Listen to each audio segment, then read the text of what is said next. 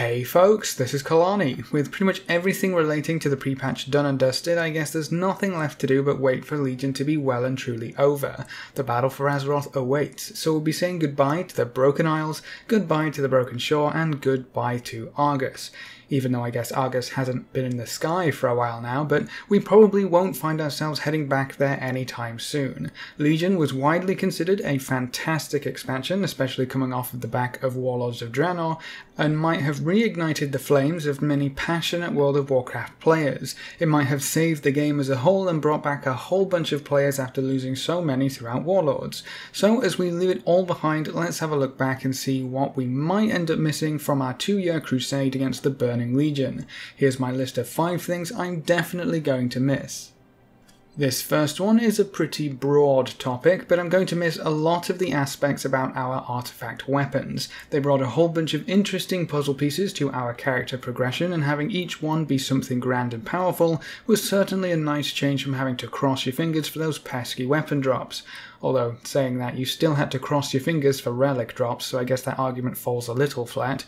Wielding the Ashbringer was the ultimate goal of so many paladins that started up during vanilla, and seeing other weapons like the Doomhammer and the Shards of Frostmourne come back into play, and in the player character's hands no less, was really exciting. Some of the artifacts felt a little patched together at the last minute, but even some of the newer ones ended up being really awesome and interesting, like Xalatath for Shadow Priests. All in all, I think the artifacts themselves added a lot of class flavour to your character, and they provided you with a robust character progression system which you could work towards and see real results from. Now, the actual way in which you leveled up your artifact isn't really something I'm going to miss, and we're going to have another AP grind in BFA anyways, but I think that the artifact system itself was done pretty well. They offered you various ways to obtain new weapon skins which fit the theme of your artifact too. There was a PvP skin for each artifact, some related to story quests, others for PvE achievements, even some hidden skins. Quite a few of them were incredibly fun to try and find. The more elusive ones took players a crazy amount of time to figure out each little piece of that specific puzzle. It's a shame that some of them were quite literally purchased from a vendor, but the ones which were a scavenger hunt were a lot more fun to figure out. I think potentially too much power and too many activities were tied to the artifact system though. That's probably why I'm going to miss it. We had so much to do, and most of it is being stripped away, or at the very least not being continued into Battle for Azeroth. We still have an artifact, but it's not going to offer quite the same experience. I feel like artifacts did a great job of tying the whole class together, and I'm definitely going to miss them, but I also believe that they've sort of run their course for now. Maybe we'll see something similar in the future. Who knows what the expansions after Battle for Azeroth will bring us, but for now I'm also pretty excited to see new weapons and, more importantly, new weapon models drop from their usual sources. Another way to get your hands on a new artifact skin, and something else I'm going to miss quite a lot, is the Mage Tower challenges. These were active for a very long period of time when you think about it, more than half of Legion's entire lifespan, and seeing people scramble to get their Mage Tower appearances in the last few weeks was actually really interesting. Players were standing outside of the Mage Tower entrance giving advice, handing out Warlock Healthstones, feasts, so many different little things to help give their fellow players a fighting chance in their solo challenges. That was mostly toward the end as they were being taken away from us, but the Mage Tower challenges themselves were a fantastic concept, and something I seriously hope the dev team will try again in the future. I feel like this whole thing probably started with the Proving Grounds, where you had challenges for tanks, healers and DPS, and you could just keep going and going until you failed on whatever wave managed to overwhelm you. The Mage Tower took that one step further by providing several groups of classes with their own unique personal challenge. I think it would have been really cool to see each class or spec have their own challenge to deal with, but that would have required significantly more time to develop, so I can see why they lumped a few classes together. The tanks had their own encounter, and so did the healers, but I think the key here was that each challenge was fairly challenging, no matter what class or spec you are playing. It's one thing to call something a challenge, it's another to actually make the content difficult and not fully accessible for every single person. That made your victory so much sweeter when you managed to pull through, and you were rewarded with a unique artifact appearance to show off your hard work, an appearance that you will take forward into every expansion from here on out. It's like the Mist of Pandaria challenge mode sets, except you couldn't pay anyone to carry you through it. You earned that appearance yourself, no group members, no guildies to guide you through it, a solo challenge. I really hope these crop up again sometime, either in Battle for Azeroth, later patches, or in a future expansion. They offered something we haven't seen in quite a while, a piece of solo content which you can only overcome with a good amount of skill, or I guess a crazy amount of gear. It obviously also offered up something for players to do until the next expansion. Whether you were putting it off, tired of struggling with it, or just hadn't finished it on some alts, there were a lot of people doing the Mage Tower the week before it was shut down for good. That's pretty impressive for content which was fairly old at that point. Another pretty huge part of Legion that added a lot of class flavour was the class halls. If you remember way back to the start of Legion, the Horde and the Alliance actually failed in their initial assault on the Broken Shore. They broke upon the armies of the Legion and were forced to retreat, the Horde losing their warchief and the Alliance losing their king. It was a pretty trying time. Both factions retreated and started to lick their wounds. They didn't really know how to approach the situation again. That's where each class banded together, all of the paladins brought under one roof, all of the hunters, all of the mages. Each class hall housed one of the Warcraft classes, and they worked together, recruiting champions, slaying generals of the Legion, protecting our bastions, pushing back the Legion threat until we finally met up with the Army of Light.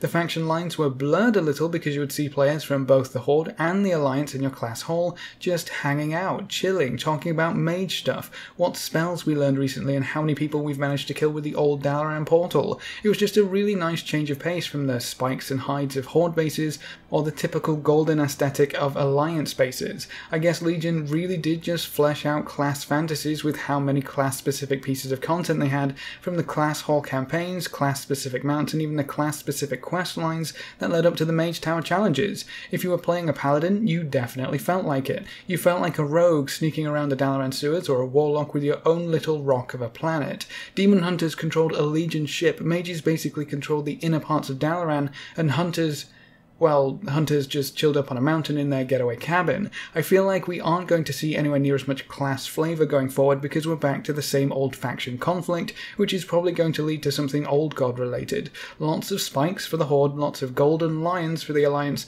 and our classes will probably take a back seat again. I'm definitely going to miss the class halls.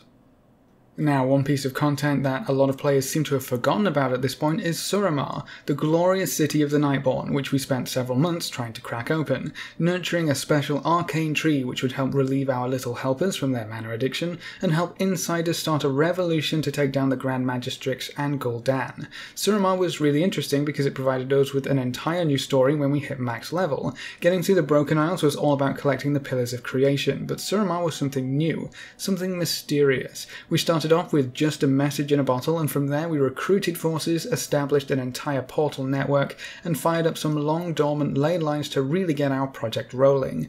Eventually we stormed the Nighthold and retook the city for the Nightfallen. Even though good chunks of it at times were time-gated and locked behind reputation requirements, the story is something a lot of players have taken for granted, I think. We won't see anything like Suramar in Battle for Azeroth, at least not at the start of the expansion. We have our 2 islands to play around with, and that's about it.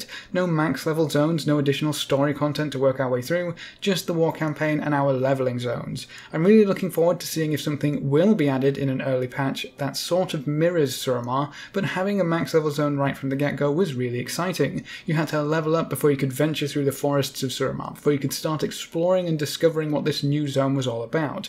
Not to mention the city itself was marvellous. It was really the first time we'd had a large-scale city which was fully explorable. I'm going to miss it for sure, and I'm hoping we get something similar in Battle for Azeroth. Now, this last one is something I was hoping would continue into Battle for Azeroth because I thought it was a fantastic addition to a usually fairly boring endeavour. In Legion, when you ranked up certain professions, you got something interesting or cool. For the most part, you just had reduced material requirements or higher yield, but for potions and herbing specifically, things were a little more interesting. Potions will keep their rank 3 chance to create extra potions, and rank 3s are actually going to be far easier to obtain in Battle for Azeroth when compared to Legion. I'm pretty happy with that change, but for herbalism, Battle for Azeroth is so boring compared to Legion.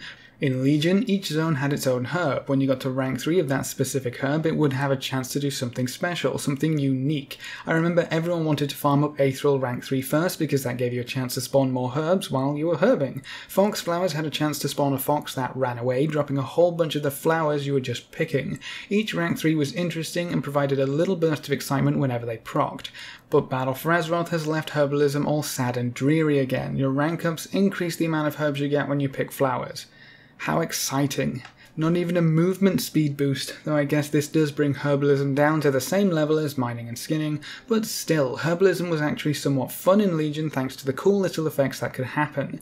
I think making professions more interactive and more interesting has been a bit of a problem for the dev team. Maybe it's a question of committing resources to something that not everyone is going to enjoy, or maybe it's just they can't think of a way to make professions more fun. Seeing the last cool part of the rank up system get left behind is a little saddening, and I guess when I go herbing in Battle for Azeroth, I'll just set myself on autopilot because nothing interesting is going to happen anyways. And that's it, my top 5 things I'm going to miss as we leave the Legion expansion behind. What about you? What will you miss from Legion? Leave all your thoughts in the comments section below. A big thank you to all of our supporters over on Patreon. If you want to hop on that train, you can find a link in the description below. Remember to leave a like just below the video before you leave, and if you want to see more, make sure to subscribe. But apart from that, thanks for watching folks, good luck and have fun, and as always I will see you next time.